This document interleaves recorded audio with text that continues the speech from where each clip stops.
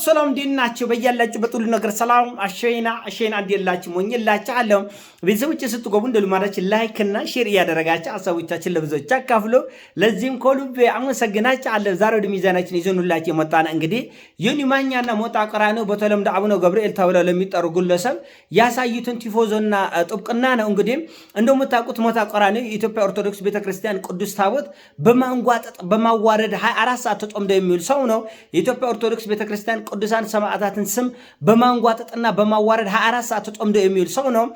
ያው ኦርቶዶክሳዊ ምንም አያመጣም በሚል ደግሞ ሞልሰው ማርያም ትሞቸኛለች መዝሙር ይመቸኛል ብለው በህዝባችን ላይ እቃቃ የሚጫወት ህዝባችን ጡጦ እንደሚጠባ ህፃን እንደፈለጉ ከሚያሽከረክሩ ግለሰቦች አንደኛው ሞጣ ቀራኒዮና ዮኒ ማኛ ነው። ዮኒ ማኛ እንደምታውቁት አንዴ ጴንጤ ነኝ፣ አንዴ ኦርቶዶክስ ነኝ፣ አንዴ ሙስሊም ነኝ፣ አንዴ ካቶሊክ ነኝ እያለ እንደፈለገ ሃይማኖትን፣ ብሔሩን፣ ሰፈሩን፣ ማንነቱን የሚጎለባብጥ እሱስት ነው ዮኒ መጋኛ ማለት ነው። እንግዲህ እነዚህ ሰዎች በምን በኩል ከአቡነ ገብርኤል ጋር ተገናኙ ነው ጥያቄው።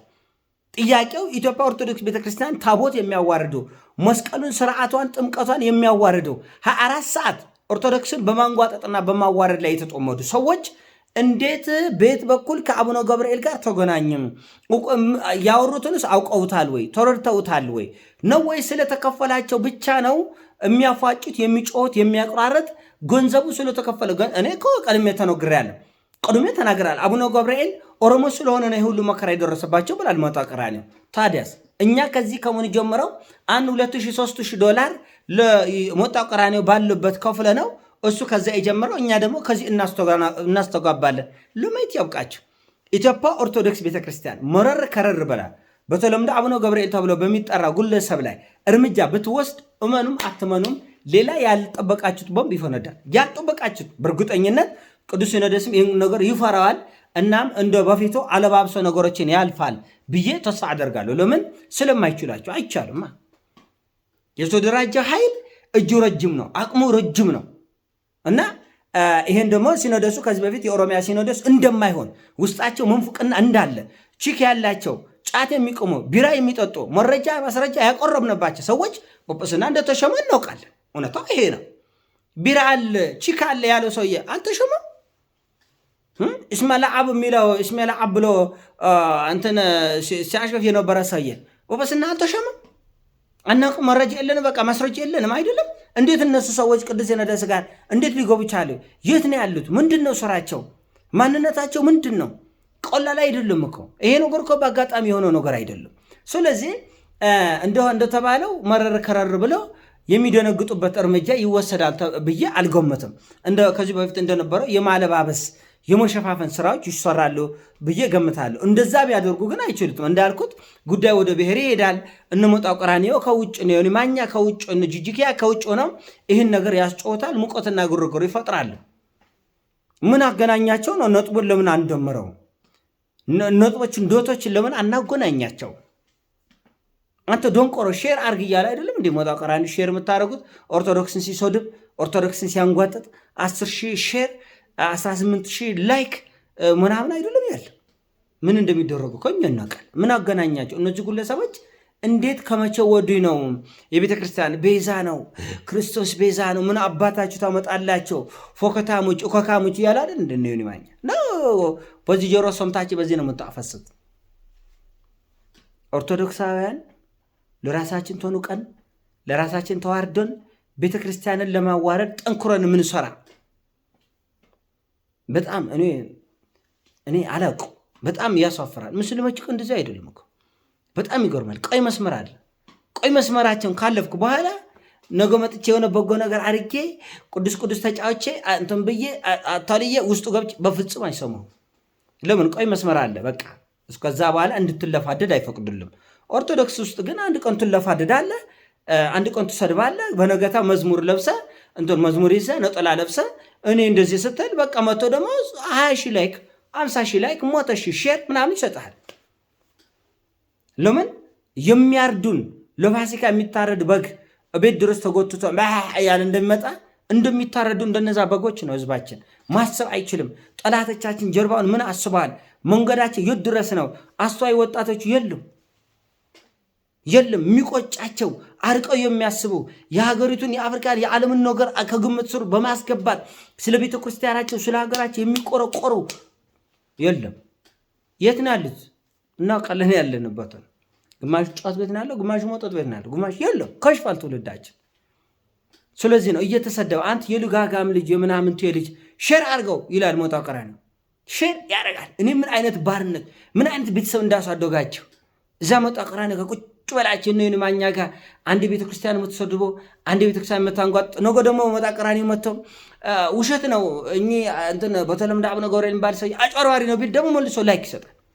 እኔ ምን አይነት እብደት ውስጥ እንዳለ ህዝባችን አላውቅ። ምን አይነት ዘጎምትነት እንደሆነ አላውቅ። ሲሰድቡም ላይክ ያደርጋል፣ ሲያሞግሱም ላይክ ያደርጋል፣ ሲያንቋሽሹም ላይክ ያደርጋል። ጥምር ክሱን አውጥቶ ሲሰድቡም ላይክ ያደርጋል። ምን አይነት ዘጎምትነት ነው? ምን አይነት ባርነት ቢጠናወተን ይህን ያህል የዘቆጥ ነው?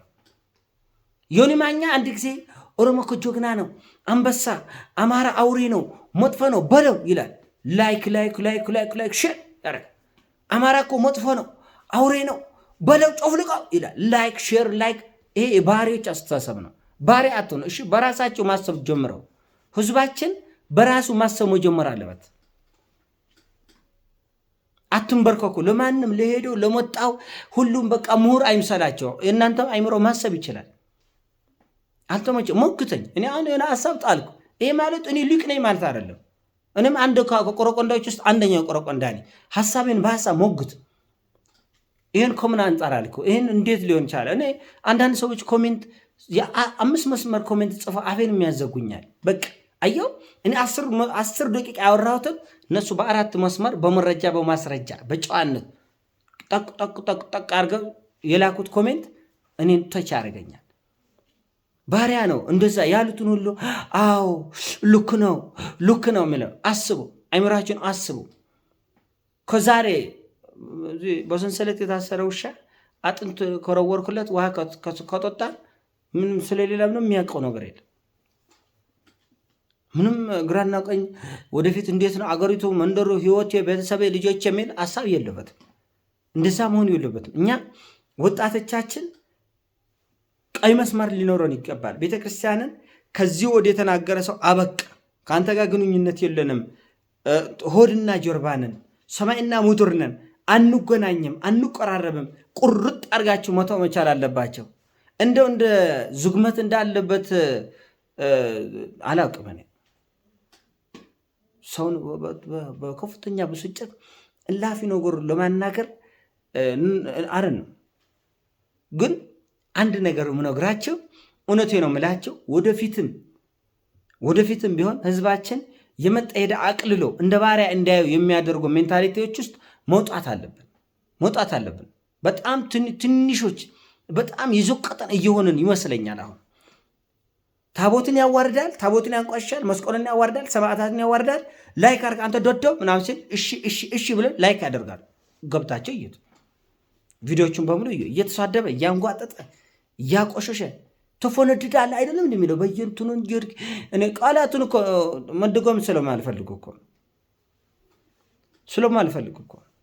ስለሚከብደኝ እኮ ነው። ሰው ስለሆንኩ እኮ ነው። አይምሮና ልቦናት ስላለኝ ጋጠወጦች ቤተክርስቲያን እንትና ያለ መረጃ አታምኑማ። ቃል በቃል የተናገሩን እኮ መድጎም እኮ ይችላል። በሰማዕታት ላይ፣ በቅዱሳን ላይ፣ በቤተክርስቲያን ላይ፣ በቅዱስ ታቦት ላይ እነሞጣ ቀራንዮ ምን እንደሚተፉ እንደሚያቆራሽ እናውቃለን። ህዝባችን ግን ከእነሱ ጋር ሲያጎበድድ፣ ሲያሽረጉድ፣ ሲገለፍጥ ይገኛል። ለምን? ለራሳቸው ተዋርዳቸዋል፣ ራሳችን አስነቃቸዋል። ቤተክርስቲያንን ለማስናቅ ለማዋረድ። ቤተክርስቲያን በማንም የምትናቅ አይደለችም፣ በማንም የምትከበር አይደለችም። ቤተክርስቲያን ሰው አያከብራትም፣ ሰው ዝቅ አያደርጋትም። ነገር ግን አካሄዳቸው አንገት ያስደፋል፣ ያሳዝናል። ለአቡነ ገብርኤል ልክ ናቸው፣ ምን ያርጋቸው? ኦሮሞ ስለሆነ ወይ በዚህ ስለወጡ ነው ወይ በዚህ ስለገቡ ይገባናል። ሌኒኬት ሁሉ መንደፋደፋ አያስፈልግም። መላ አለው፣ ሁሉ ነገር መላ አለው። ሁሉ ነገር ጊዜ አለው። ሁሉ ነገር መፍትሄ አለው። እንደ ዝም ብሎ በጋጠ ወጥነት አንዱ ብሔር እየተሳደበ አንዱ ሃይማኖት እየተሳደበ አንዱን ዝም ብሎ እየጎደለ እየፎከረ እየቆራራ እየተጨፋጨፈ እንደዛ አይነት ኑሮ የለም። የኔ ጌታ ጆሎም እንደዚህ የተጓተቱ እንደ ባዶ በርሚል እየተንጓጋ እንደዚህ አይነት ኖረ የለ። ይስተካከላል፣ ሁሉ ነገር ይስተካከላል። ሉክ ይገባል፣ መስመር ይይዛል። እና ይህን እርግጠኛ ሆኜ የምነግራቸው እርግጠኛ ሆኜ እነግራቸው አለው። ዋጋ ያስከፍለናል። ምናልባት እንደ ህዝብ እንደ አገር ዋጋ ሊያስከፍለን ይችላል። መስተካከል ግን አይቀርም። የኔ ሀሳብ ነው። ሲሞቻችን ላይ አርግ ሼር አድርገው ወዳች አለው። ፒስ